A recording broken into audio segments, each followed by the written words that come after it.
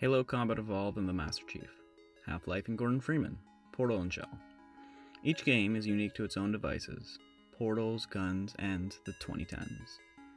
They do, however, share one quality that is critical to each other, the silent protagonist.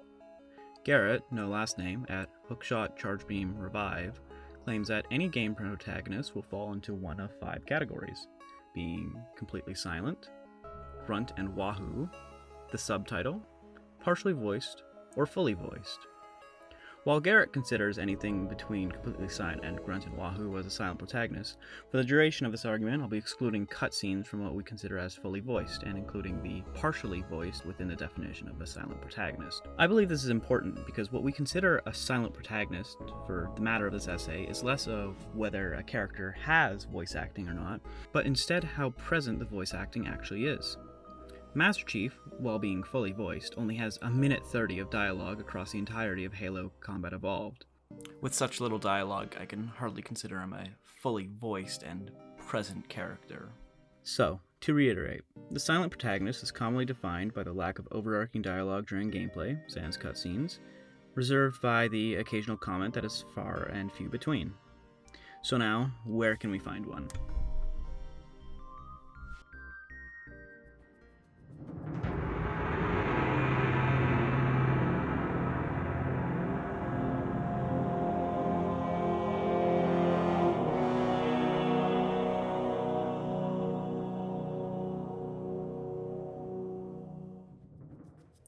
Halo Reach is the 6th installment in the Halo series, a prequel set immediately before the events of the original Halo Combat Evolved. Reach released in 2010 to widespread acclaim. In Reach, we play as Noble Six, the 6th member of Noble Team fighting a fruitless battle against the Covenant on humanity's colony of Reach. Mechanically, Reach is a first-person shooter with an emphasis on fast-paced, high-energy gunfights. You jump between meleeing grunts to looting foes' weapons to sprinting away from hunters. Halo Reach became a cultural zeitgeist to the 2010s and shooters at the time, often described as the last great Halo. Reach is a mirror of the idealized Halo game, evident through incredible gunplay, an amazing story, and memorable characters. The characters, however, are something we do need to consider further, more specifically the protagonist of Noble Six himself.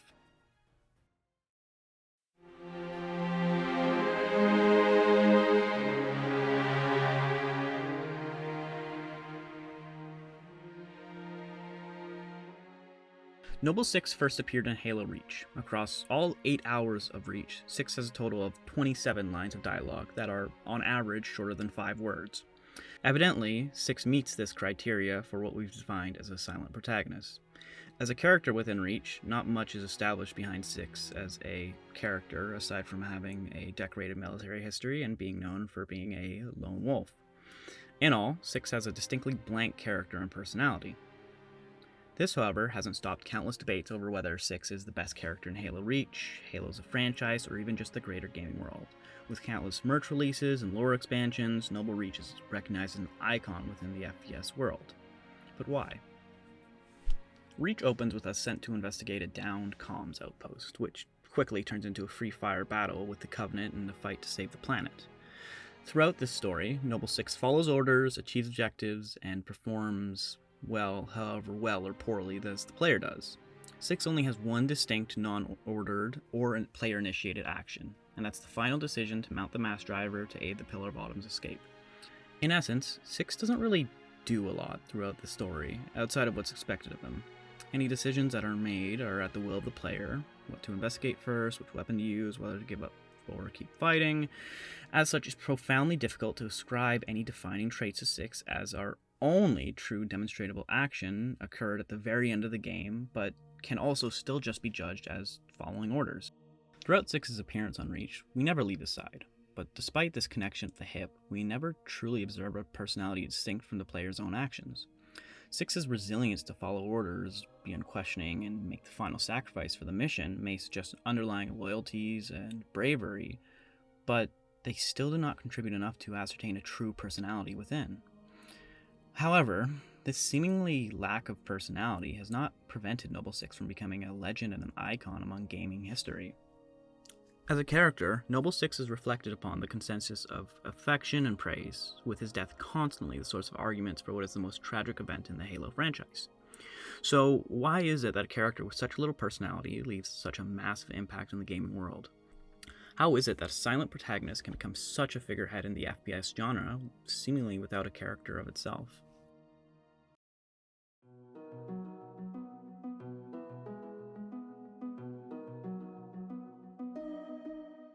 As children, toys become our way to express our needs, our desires, our fears, and our hopes.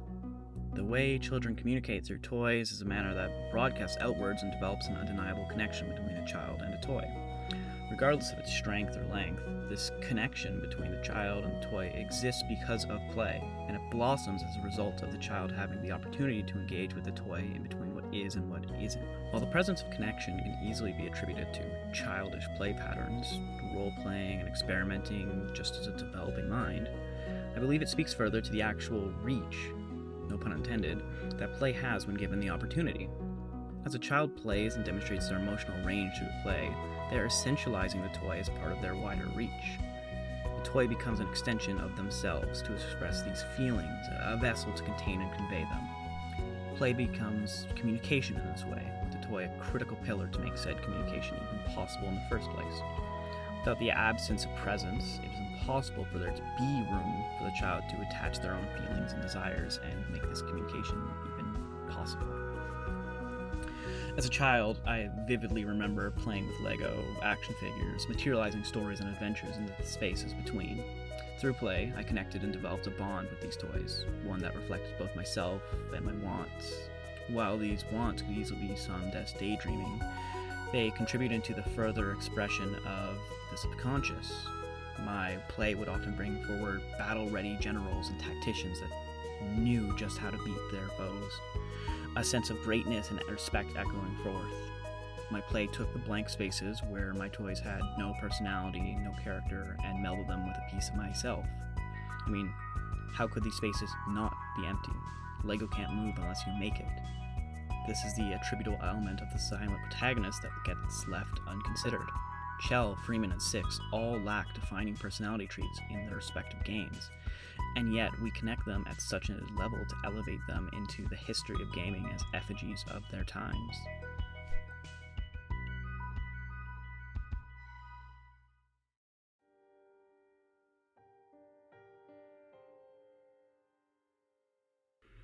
We come around to the stage where we now ask, why does it matter? Why do we care about how Noble Six does or doesn't serve our personalities? The presence of absence within a character is a critical feature when it comes to considering how they develop as a figure within popular culture. For characters like Noble Six, the ability for a player to consider and fill the gaps left behind are what shape them into such an impactful character. We bond a piece of ourselves into this mold of a badass Spartan, and as a result, when they fight and fall in the line of service, we are shook by that. We care because we've been bonded through ourselves, a piece attached within. This phenomena is ultimately present in play alone, and it's something that persists in modern gaming today. While Noble Six is certainly one of the most impactful characters, he's not alone in this. The Stanley Parable is another game that shook up the gaming sphere. Stanley quickly became a favorite and target for cosplays and fan art and articles, despite the fact that Stanley is entirely silent throughout the game. Connor Hogg from Game Rant describes this phenomena as being made into a character, and I agree with that. We are, or at least in some semblance of the expression, being made into the character. It's why these things matter to us so much. We're shaped and molded into this role to fill, and when it's over, we have to unfill it. It's why these game endings hit us right in the feels. Even if it's not a tearjerker like What Remains of Edith Finch or Gone Home, we care because we become a part of the game itself through play. And now that play is over, we have to readapt to our surroundings and pick ourselves back up. Eventually, it's time to put the toys away.